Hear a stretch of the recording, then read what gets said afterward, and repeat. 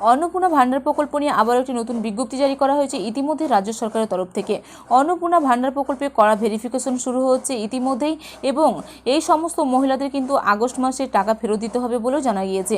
তো কাদের টাকা আগামী দিন অর্থাৎ আগামী মাসে ফেরত দিতে হতে পারে, অর্থাৎ জুলাই মাসের টাকা আগস্ট মাসে কাদেরকে ফেরত দিতে হবে, কোন সব মহিলাদেরকে, ইতিমধ্যে রাজ্য সরকারের তরফ থেকে এবং মন্ত্রী মালতী রাভা জানিয়ে দিয়েছে যে কাদের টাকা কিন্তু আগস্ট মাসে বা আগামী দিনে ফেরত হতে পারে। তো ইতিমধ্যেই গ্রামে গ্রামে বাড়ি বাড়ি গিয়ে সার্ভে শুরু হয়েছে। যারা আন্ডার ইনকোয়ারিতে রয়েছে বা স্ট্যাটাসে দেখাচ্ছে তাদের কিন্তু বাড়ি বাড়ি সার্ভে শুরু হয়েছে। আর বাড়ি বাড়ি সার্ভে করার পরে তারপরেই মিলবে টাকা। যদি মনে হয়ে থাকে যে এই যোগ্য উপভোক্তা রয়েছে, এই প্রকল্পে সুবিধা পাওয়ার মতো যোগ্য রয়েছে, তাহলে কিন্তু ইনকোয়ারি বা সার্ভের পরেই কিন্তু আপনাদের অ্যাকাউন্টে সরাসরি ডিবিটির মাধ্যমে 3,000 টাকা ঢুকে যাবে বলেও রাজ্য সরকারের তরফ থেকে জানানো হয়েছে। কিন্তু যারা ভুয়ো বা ডুপ্লিকেটি বা তথ্য গোপন রেখে বা অন্যরকমভাবে এই প্রকল্পের সুবিধা নিচ্ছেন, যাদের এই টাকার প্রয়োজন নেই, অর্থাৎ তারা এই প্রকল্পের যোগ্য নয়, যারা রাজ্য সরকারের তরফ থেকে যে রুলস বা নিয়মাবলী জারি করা হয়েছে, নির্দেশ জারি করা হয়েছে, সেই নিয়ম ভঙ্গ করে যারা এই প্রকল্পের সুবিধা নিয়েছেন বা নিতে চলেছেন, তাদের জন্যই কিন্তু আজকের এই ভিডিওটি। কেননা তারা যদি টাকা পেয়ে থাকে তাহলে আগস্ট মাসে কিন্তু সেই টাকা রাজ্য সরকার আবার ফেরত নিয়ে নেওয়া হবে, সরকারের তরফ থেকে সেই টাকা কিন্তু নিয়ে নেওয়া হবে।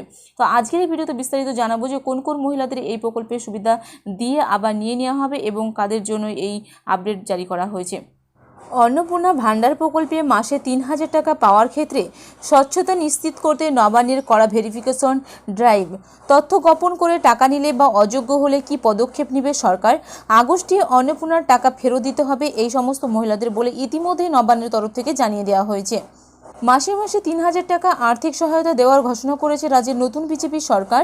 ইতিমধ্যেই জুন এবং জুলাই মাসে টাকা দেওয়া হয়েছে বলেও জানানো হয়েছে নবান্ন সূত্রের খবর। জুলাই মাসে 1,10,00,000-এরও বেশি মহিলার অ্যাকাউন্টে পৌঁছে গিয়েছে ডিবিটির মাধ্যমে সরাসরি ব্যাংক অ্যাকাউন্টে 3,000 টাকা করে। তবে এখনও অনেকের আবেদন গৃহীত হয়নি, তা ভেরিফিকেশন পর্যায়ে আছে। তারা আদৌ অন্নপূর্ণা যোজনার টাকা পাবেন কিনা তা নিয়ে সংশয় তৈরি হয়েছে ইতিমধ্যেই। বিজেপি সরকার প্রথম থেকেই বলছে যে প্রকৃত প্রয়োজন যাদের তাদেরই অন্নপূর্ণা যোজনার আর্থিক সুবিধা দেওয়া হবে। ইতিমধ্যে সরকার বেশ কিছু ক্রাইটেরিয়া বা শর্তও জানিয়েছে যে কারা অন্নপূর্ণা যোজনার টাকা পাবেন আর কারা নয়। যেমন সরকারি চাকরি করেন বা সরকারি পেনশন পান যারা, কিংবা যাদের আয়করের সীমার থেকে বেশি, তারা অন্নপূর্ণা যোজনার টাকা পাবেন না বলেও জানানো হয়েছে। তবে এই বিপুল পরিমাণ অর্থ বিলি বন্টনের ক্ষেত্রে নবান্ন এবং সংশ্লিষ্ট দপ্তরে এক অত্যন্ত কঠোর অবস্থান গ্রহণ করেছে প্রশাসনিক সূত্রের খবর। তথ্য গোপন করে বা অযোগ্য হওয়া সত্ত্বেও যদি কেউ এই প্রকল্পের সুবিধা গ্রহণ করেন, তবে ভেরিফিকেশন বা যাচাই প্রক্রিয়ার পর সেই টাকা ফেরত নেওয়ার মতো কড়া পদক্ষেপে নেওয়া হতে পারে বলেও জানা গিয়েছে। যাচাই প্রক্রিয়া বা অ্যানালাইসিস ড্রাইভ। পুর ও নারী শিশু কল্যাণ মন্ত্রী অগ্নিমিত্রা পাল স্পষ্ট জানিয়েছে যে টাকা দেওয়ার আগে এবং টাকা দেওয়ার প্রক্রিয়া চলাকালীন একটি স্বচ্ছ অ্যানালিসিস বা যাচাই প্রক্রিয়া চালানো হবে বলেও তিনি জানিয়েছেন। এই প্রক্রিয়ার মূল উদ্দেশ্য হলো নিশ্চিত করা যে রাজ্যের প্রতিটি প্রকৃত নাগরিক যেন অত্যন্ত সহজে এই সরকারি সুবিধা পায় এবং কোনো অযোগ্য ব্যক্তি যেন তালিকাভুক্ত না থাকে। সরকার বিশেষ করে ভোটার তালিকা বা SIR তালিকা মিলিয়ে দেখার উপর জোর দিচ্ছে বলেও জানা গিয়েছে। নবান্নের তরফ থেকে জানানো হয়েছে যে সরকার স্পষ্ট করে দিয়েছে যে প্রকল্পের লক্ষ্য হলো নিম্ন এবং মধ্যবিত্ত পরিবারের মহিলাদের আর্থিক স্বনির্ভরতা প্রদান করা।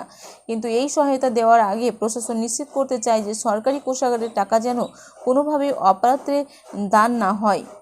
এবং মন্ত্রী অগ্নিমিত্রা পাল জানিয়েছে যারা CA এর অধীনে আবেদন করেছেন বা যাদের নাগরিকত্ব ট্রাইব্যুনালে বিচারাধীন, তারা এই সুবিধার আওতায় থাকবেন। কিন্তু অন্য কোনো অবৈধ উপায়ে টাকা নেওয়ার চেষ্টা করলে প্রশাসন তা বরদাস্ত করবে না।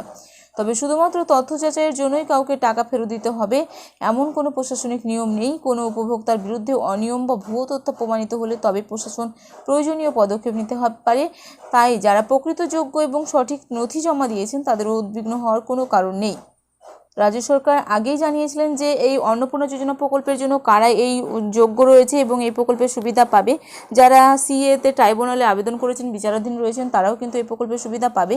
কিন্তু যারা অযোগ্য বা যাদের এই টাকাটির প্রয়োজন নেই, যারা ভুয়ো ডুপ্লিকেটি করে এই প্রকল্পের সুবিধা নিচ্ছেন, তাদের টাকা কিন্তু ফেরত নিয়ে নেওয়া হবে। রাজ্য সরকারের তরফ থেকে জানিয়ে দেওয়া হয়েছে তথ্য যাচাইয়ের জন্য কিন্তু কাউকে টাকা ফেরত দিতে হবে না। যদি কেউ ডুপ্লিকেটি বা ভুয়ো করে বা তথ্য প্রমাণিত হলেই তবেই কিন্তু প্রশাসন প্রয়োজনীয় টাকা কিন্তু আবার আগস্ট মাসে ফেরত নিয়ে নিতে পারে আপনাদের জুলাই মাসের টাকা, এমনটাই কিন্তু জানানো হয়েছে। এছাড়াও রাজ্য সরকারের তরফ থেকে জানিয়ে দেওয়া হয়েছে কারা এই প্রকল্পের সুবিধা পাবেন এবং কারা পাবেন না।